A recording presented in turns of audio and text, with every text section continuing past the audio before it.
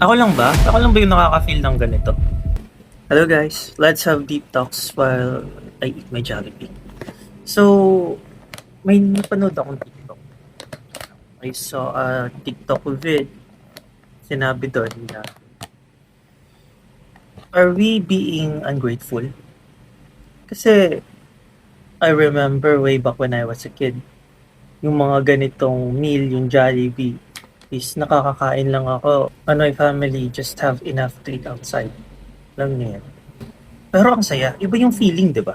Like, kakain kayo sa labas, kasama mo pamilya mo. And then, pero bakit ngayon parang ang empty pa rin? You know? You know what I mean? Like, ngayon nakakain na natin yung mga gusto natin kainin. Pero, parang it's not as special kagaya ng dati. Hindi ko ba alam, baka nagbago na yung lasa ng Jollibee or nag-ibang tao lang talaga tayo. Kasi may nabasa akong quote sa TikTok. It says, the reason why things feels different now because the younger person that made that wish is not the same person anymore. And it truly hits me. Kasi way back in nursing school, wearing that uniform, naka-scrub or naka-all white, parang, alam nyo yun, ang fulfilling sa pakiramdam. I'm out there helping people, make ako ng impact sa everyday lives nila, especially when they ask me about something and then nasasagot ko sila, ganun. Like, parang iba yung pakiramdam. Ang gaan sa pakiramdam na makatulong. But now, eto na nga, fast forward, I am a nurse now. And wala, gusto ko na lang talagang mag-quit. So, bakit? Hindi ko din maintindihan. Alam nyo, this feeling na ngayon, especially pag pumapasok ako sa hospital, like, di pa ako pumapasok, pero yung anxiety ko, off the charts na. Like, ilang kayang pasyente meron ako. Ang dami na naman gagawin. So, I started this YouTube channel para lang din sa mental health ko. Ano na lang to, documentary kung ano yung mangyayari sa buhay ko. So, this is my day one of sharing personal stuff in the internet. So, di ko alam kasi kung ano yung magiging future ko dito. So, well, I love being a nurse. I prayed for this job. I prayed for this profession. Pero now that I have it, parang, alam niyo yun, yung pakiramdam na ayoko na. If I hear another complaint, if I hear another order sa doktor, like parang, wala na, mag-spiral down na ako. Especially pag marami kang patients. Kaya di ko alam. Alam niyo yun, ako lang ba? Ako lang ba? Baka ako lang Ako lang ate nakaka-experience ito or sino pa ba dyan?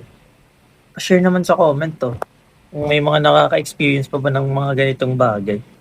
Like, alam niyo yun, yung parang you once prayed for this and now that you have it, parang, ba't parang iba na siya? Diba? Ay, nako. So guys, I hope to see you all after 5 years. And nandito pa rin ako as a nurse. Doing what I once prayed for. Diba? Asar. Dati before board exam, pray pa ako ng pray na sana God, pumasa ako, sana maganda din yung ratings ko kahit pa paano. Or sana nga yung prinay ko na nga lang nun. Especially nakita ko yung NP5. Pumasa na lang eh. Basta pumasa na lang, okay na ako. Kahit 75 pa yan. Gusto, sabi ko pa, God, please make me a nurse. I promise you that when I become one, I will do better at my job. I will help a lot of people. And now that I have it, parang, what? So, ungrateful ba ako? Ako lang ba yung nakaka-feel ng ganito ngayon? Para kasing wala na akong buhay eh. Parang hindi ko na siya na-enjoy. Pero, Gusto ko yung pagiging nurse, I just didn't realize that this profession will take out so much from me. Like, parang pagka-uwi ko, yung nagiging buhay ko pala ngayon. Pagka-uwi ko, tulog, kain, work, tulog, kain, work, then off, then repeat. Hindi ako sanay. Sorry guys, I'm not used to this na bibigyo sarili ko tapos magsasalita. So, I'm sorry kung pangit yung pagkaka-deliver ko. Pero, yeah, pa-comment naman no, kung ako lang ba or it's a natural feeling. Kasi di ko na alam gagawin ko actually. I want to quit, I want to work, I want to quit, I want to work. Depende na lang talaga sa mood ko. And then yung pre and post work anxiety, grabe. Especially the first shift muna. For example, 6 to 2 ka ngayon, then yung 2 to 10, parang yun yung dread sa akin. Like, ala, baka may mag-chat sa GC. Sino yung nag-duty nung 6 to 2? Oh my God. Kabado ng malala. 'Di ba? Like, umabot na sa time na napapanaginipan ko na yung, yung pag-duty. Grabe, ganun kalala. So, yeah. Baka may ma-advise kayo sa akin or comment nyo. Baka may ma-advise kayo sa akin or um, mga similar experience din that will help my case. Pa-comment naman dyan. Yan lang. Thanks.